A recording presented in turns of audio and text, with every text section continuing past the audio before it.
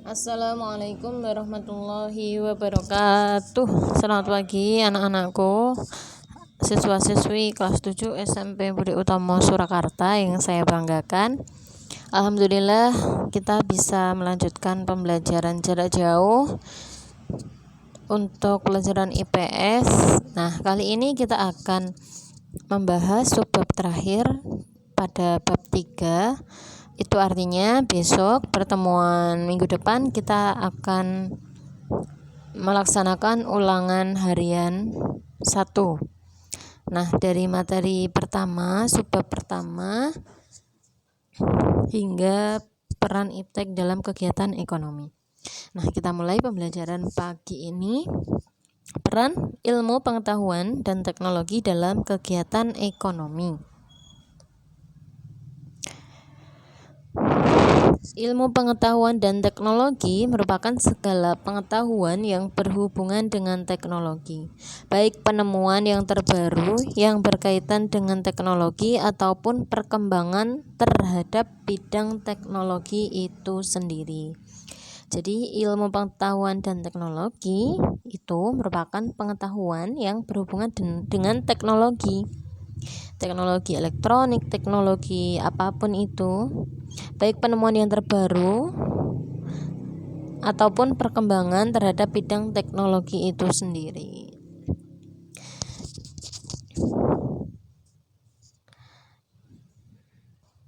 Nah, apakah peran iptek dalam kegiatan ekonomi? Ilmu pengetahuan teknologi berperan dalam menunjang kegiatan ekonomi. Kemajuan iptek membuat pembuatan barang serta penjualan dan pembelian semakin mudah. Nah, ini memang cukup signifikan peran iptek dalam menunjang kegiatan ekonomi. Seperti saat ini misalnya dalam pembuatan barang kita sudah bisa melihat di pabrik-pabrik itu sudah banyak robot atau mesin yang membantu produsen dalam memproduksi barang. Jadi dengan adanya teknologi itu akan mempermudah proses produksi. Produksinya lebih cepat, lebih efisien dan lebih menghemat pengeluaran untuk membayar tenaga kerja, karena dengan menggunakan mesin cukup hanya dengan menggunakan mesin itu sendiri, tidak perlu ada tenaga kerja manusia atau SDM lainnya. Bisa dikendalikan seperti robot, misalnya robot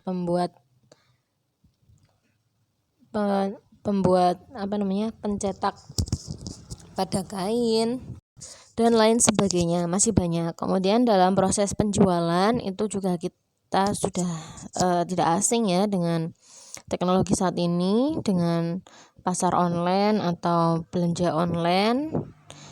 Banyak sekali startup yang kemudian bergerak pada bidang jasa penjualan online, dan pembelian juga semakin mudah, sama halnya dengan penjualan.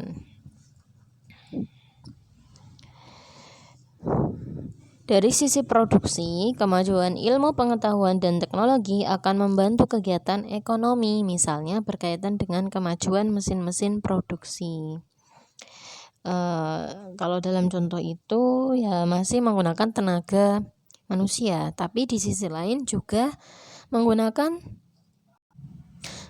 teknologi seperti mesin-mesin canggih seperti itu, peralatan yang dibutuhkan itu sangat membantu dalam kegiatan produksi. Kemudian dampak positif dari perkembangan iptek di kegiatan ekonomi yaitu 1.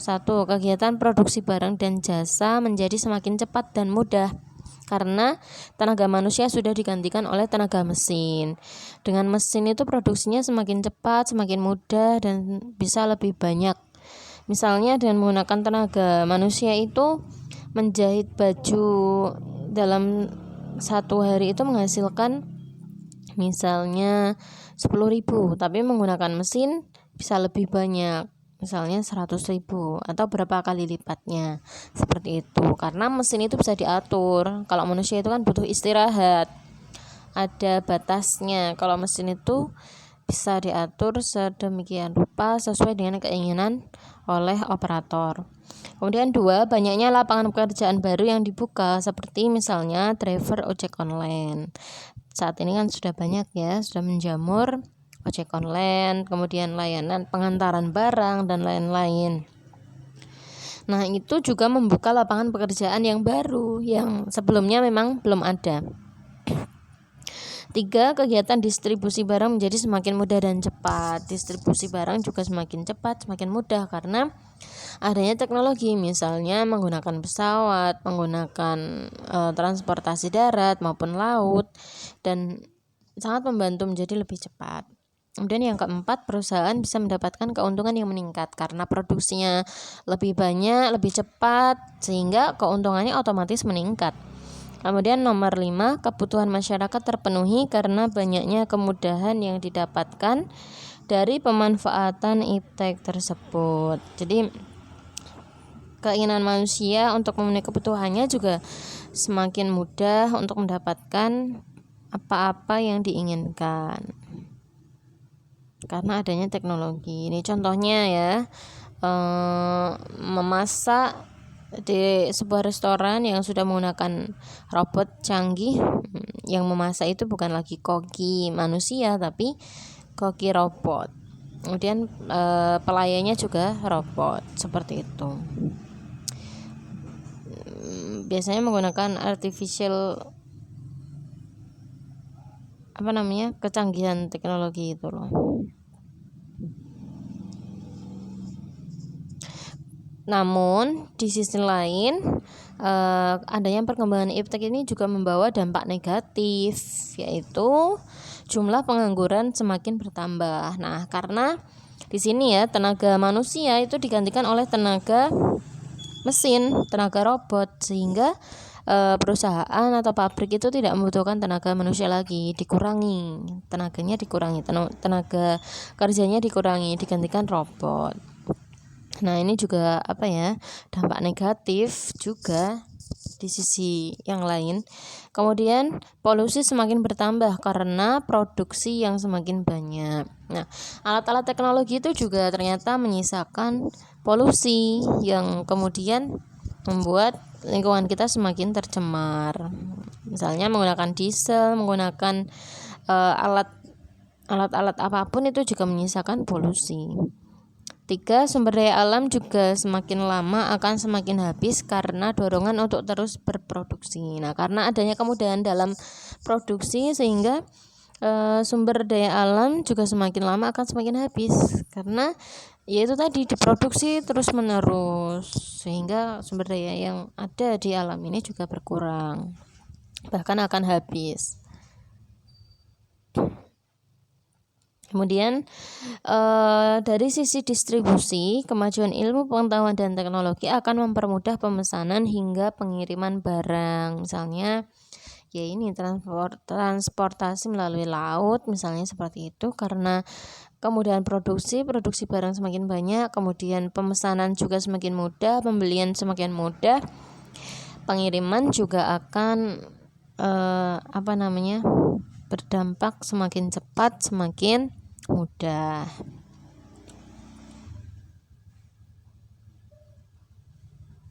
Kemudian dari sisi konsumsi, kemajuan teknologi juga membuat pembeli semakin mudah mencari barang dan memesan barang. Sekarang kalau kita ingin membutuhkan sesuatu, kita cukup lihat di gadget, kita cari barang yang diinginkan, kemudian kita klik beli. Nah, nanti dalam beberapa hari barangnya datang. Nah, itu kan akan semakin mempermudah masyarakat untuk mengkonsumsi sesuatu, sehingga mendorong adanya peningkatan dalam pembelian barang atau dalam permintaan jasa. Kemudian di sini peran kewirausahaan dalam membangun ekonomi. Jadi dalam dunia ilmu pengetahuan dan teknologi yang semakin meningkat ini, ternyata juga harus diimbangi dengan adanya skill atau kemampuan dalam menangkap peluang, yaitu dengan membangun kewirausahaan dalam meningkatkan perekonomian di Indonesia ini. Nah, kewirausahaan itu apa? Kewirausahaan adalah kemampuan yang dimiliki seorang pengusaha atau pebisnis untuk menggabungkan seluruh faktor produksi yang ada dengan sebaik-baiknya.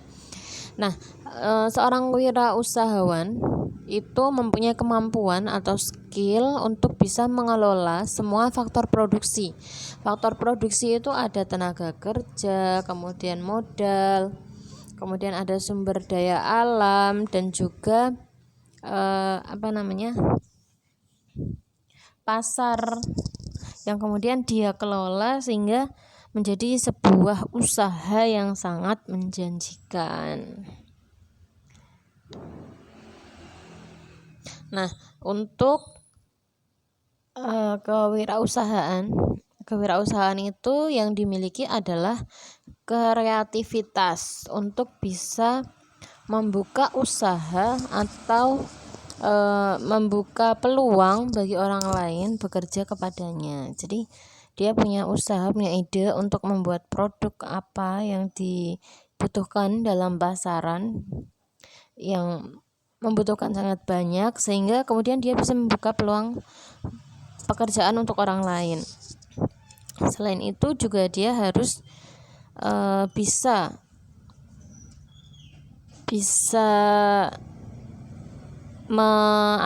memprediksi kemungkinan yang akan datang. Misalnya apabila produknya ternyata tidak laku atau produknya ternyata kurang bisa dipercayai oleh masyarakat, dia harus bisa inovatif dan kreatif untuk meningkatkan bagaimana caranya produknya itu bisa disukai oleh masyarakat sehingga laku dan mendapatkan keuntungan.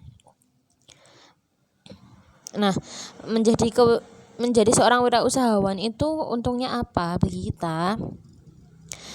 Yang pertama, jika bekerja keras dan kreatif, semua penghasilan dan laba menjadi milik sendiri. Nah, jika bisa bekerja keras dan kreatif, maka keuntungannya dia akan memperoleh penghasilan yang besar dan menjadi miliknya sendiri. Dalam artian dia tidak bekerja dengan orang lain, tidak membagi keuntungannya dengan orang lain, dia yang memiliki semua penghasilan.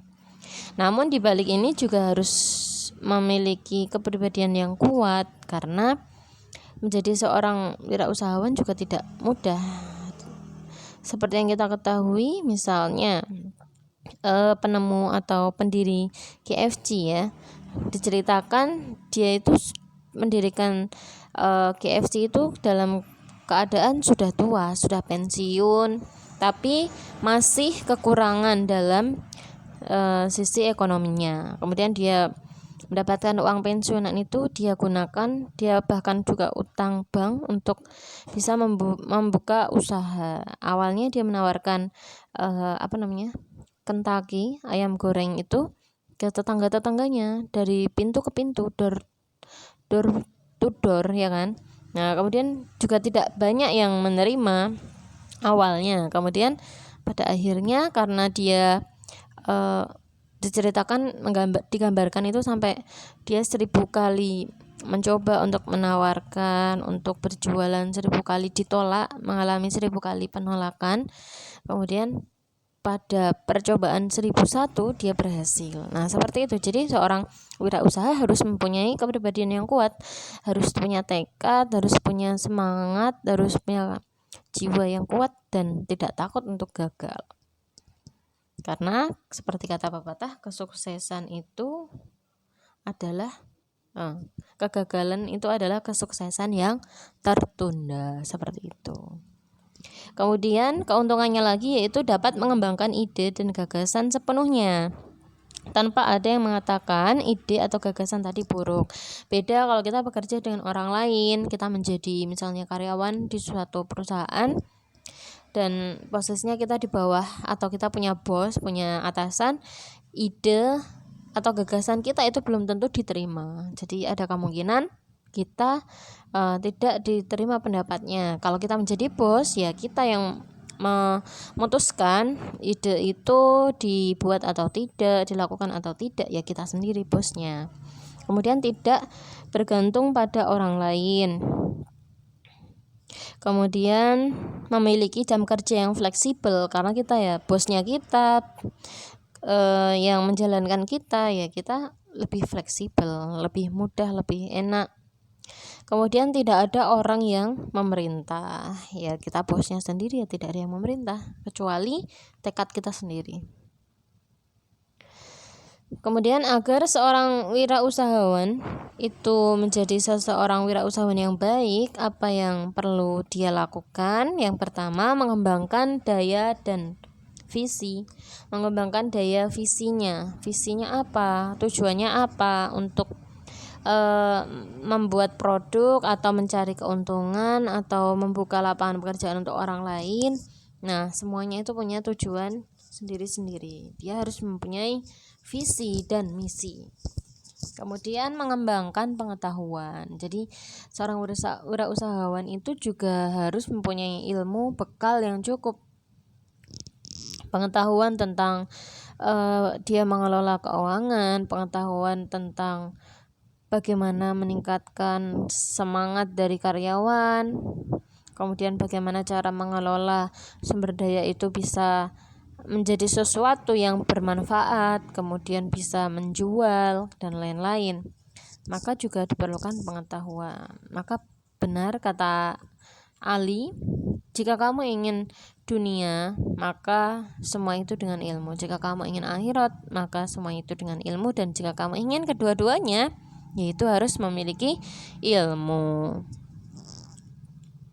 Kemudian mengembangkan daya intuisi.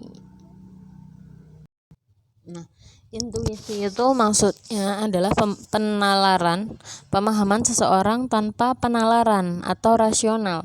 Maksudnya dia tiba-tiba mengambil suatu tindakan yang strategis gitu. Maksudnya dalam menghadapi situasi bersaing dengan orang lain, dia punya kemampuan untuk berpikir cepat, untuk memutuskan segala sesuatu.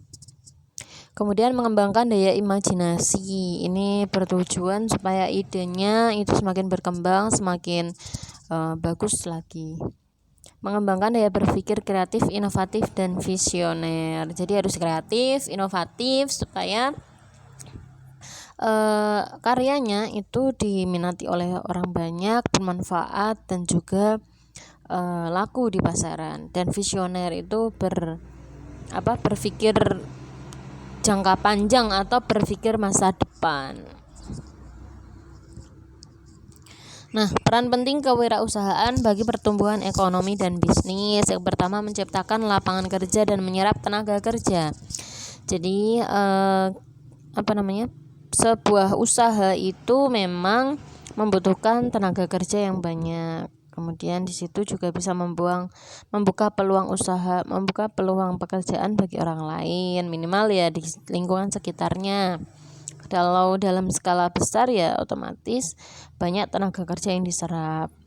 Yang kedua, meningkatkan penerimaan pajak negara. Kenapa kok hubungannya pajak dengan kewirausahaan? Karena pada suatu perusahaan atau produksi itu ada pajaknya, misalnya pajak pendapatan negara, pajak pembelian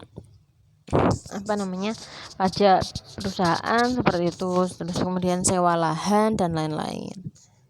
Mendorong inovasi dan kemandirian masyarakat. Jadi apabila ada masyarakat yang memiliki jiwa wirausahawan, dia otomatis akan menularkan kepada orang lain, kemudian bisa membuka usaha yang baru. Kemudian jadilah misalnya ada kelompok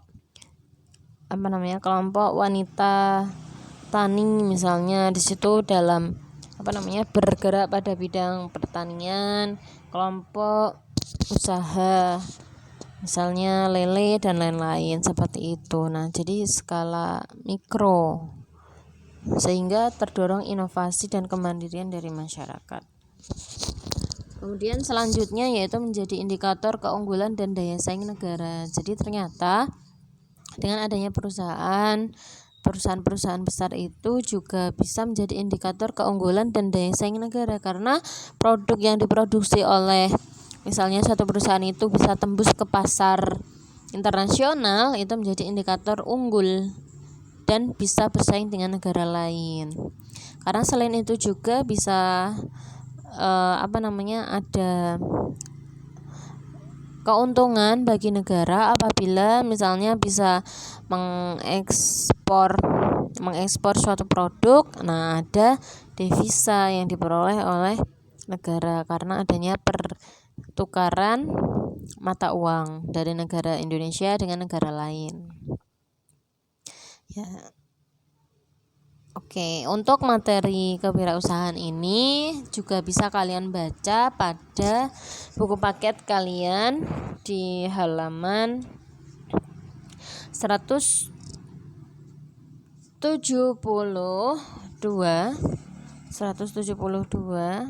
bisa kalian buka, kalian baca, kalian pelajari di situ pada halaman 172.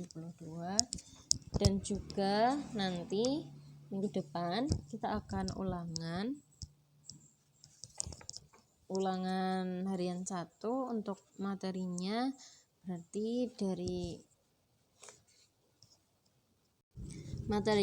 kelangkaan dan kebutuhan manusia, kemudian kegiatan ekonomi, kemudian pasar, harga, permintaan, penawaran, sampai ke peran ilmu pengetahuan dan teknologi. Ya, bisa kalian baca mulai dari halaman 125 sampai 186. Kalian pelajari materi yang sudah Ustazah sampaikan kemarin dan kita ulangan nanti melalui Google Form. Oke, itu yang bisa Ustazah sampaikan. Semoga bisa dipahami dan bermanfaat. Alhamdulillah, jazakumullahu khairan atas perhatian dan waktu yang sudah anak-anakku luangkan untuk pelajaran IPS. Semoga kita selalu diberikan Allah kesehatan, umur yang panjang dan barokah, bisa ibadah sampai husnul khotimah. Sekian dari Ustazah, saya cukupi. Assalamualaikum warahmatullahi wabarakatuh.